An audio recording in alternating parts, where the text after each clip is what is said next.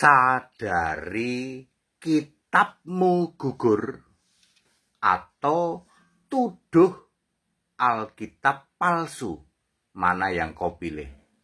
Saya Pendeta Tan Honai dari Gereja Alkitab Allah Esa Firman Utama Gaifu, mau memberi tausiah ya dalam bingkai Indonesia Pancasila, ya, saling menghargai, saling menghormati, menyadari bahwa kitabmu gugur atau tuduh Alkitab palsu, mana yang Anda pilih?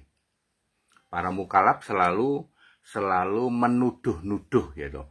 Alkitab itu palsu, sudah dipalsukan. Atau kamu sadari kitabmu telah gugur. Pak, sebuah kitab itu kenapa disebut gugur? Sebuah kitab suci itu mutlak harus ditulis oleh nabi atau rasul. Alkitab Perjanjian Lama ditulis oleh 26 nabi. Perjanjian Baru ditulis oleh 8 rasul. Maka dari itu, Perjanjian Lama, Perjanjian Baru, satu-satunya yang memenuhi syarat sebuah kitab suci. Nah, kitabmu gugur gara-gara bukan ditulis oleh nabi dan bukan ditulis oleh rasul. Ini fakta, Anda nggak bisa bantah. Sampai kiamat kalian tidak bisa membuktikan bahwa kitabmu ditulis oleh nabi dan atau rasul. Jadi Anda pilih mana? Menyadari bahwa oh iya, kitab kita sudah gugur. Bukan cuma kitab loh. Tuhanmu juga gugur, nabimu juga gugur. Mendingan menyadari ini lalu bertoleransi, atau Anda pilih tuduh-tuduh Alkitab itu palsu. Kagak ada Pak, Alkitab kok palsu. Yang palsu itu Alkitabnya Tritunggal, yang sekarang disebut terjemahan baru 2 TB2. Kesalahannya saja 6.500. Sebuah kitab suci itu satu aja salah gugur. Lah ini salahnya 6.500 dari 31.000 ayat. 20% salah itu Alkitabnya Tritunggal. Itu yang palsu. Termasuk Deuterokanonika, termasuk di sana Kodeks Sinaiticus, Kodeks Vatikanus, Naskah Yerusalem, termasuk Tanak, Talmud, Targum. Itu yang palsu.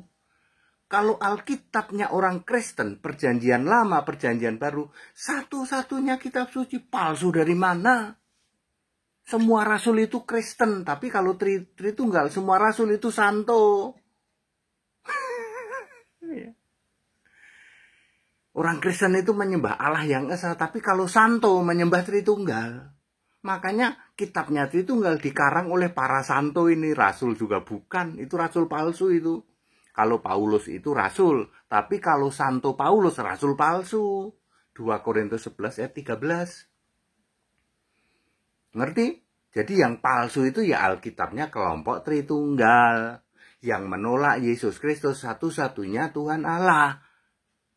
Kalau kitab sucinya Kristen sejati ya, Perjanjian Lama, Perjanjian Baru kagak ada yang palsu dari dulu. Ya, Yesus itu Tuhan Allah dari dulu. Semua rasul itu Kristen, tidak ada rasul jadi santo. Nggak ada itu. Semua rasul itu penyembah Yesus Kristus, Allah yang esa. Tidak ada rasul penyembah Tritunggal.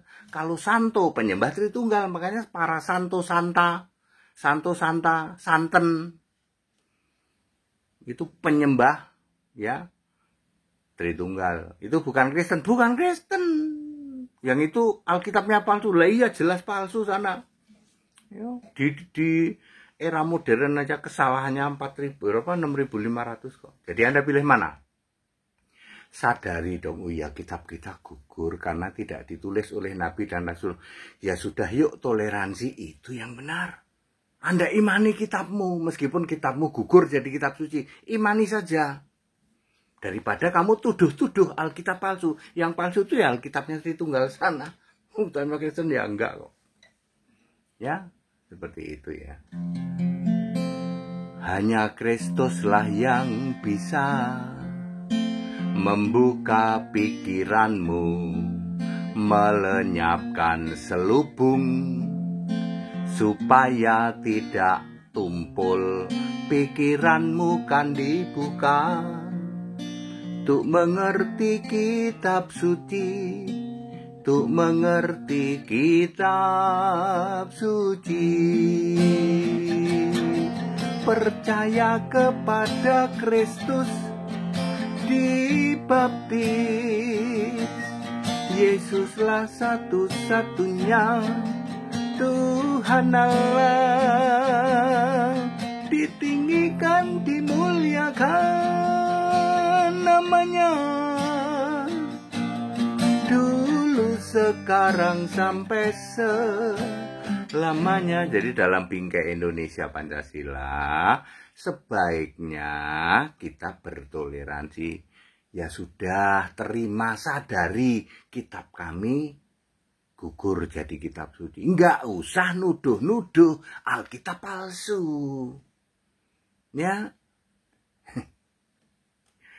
Anda berani toleransi? Enggak berani. Para mukallaf tuh enggak berani toleransi. Kenapa? Karena dia sebenarnya sudah sadar sih.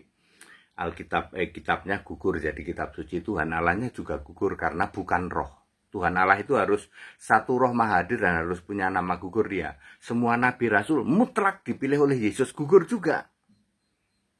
Ya, sebenarnya mereka sudah sadar, tapi memang ngotot, tegar tengkuk. Mendingan dia jelek-jelekin keyakinan lain daripada menyadari ya keimanan sendiri. Ya walaupun itu imannya aja, itu yang benar. Kita Indonesia, kita Pancasila, toleransi harus. Haleluya. Amin.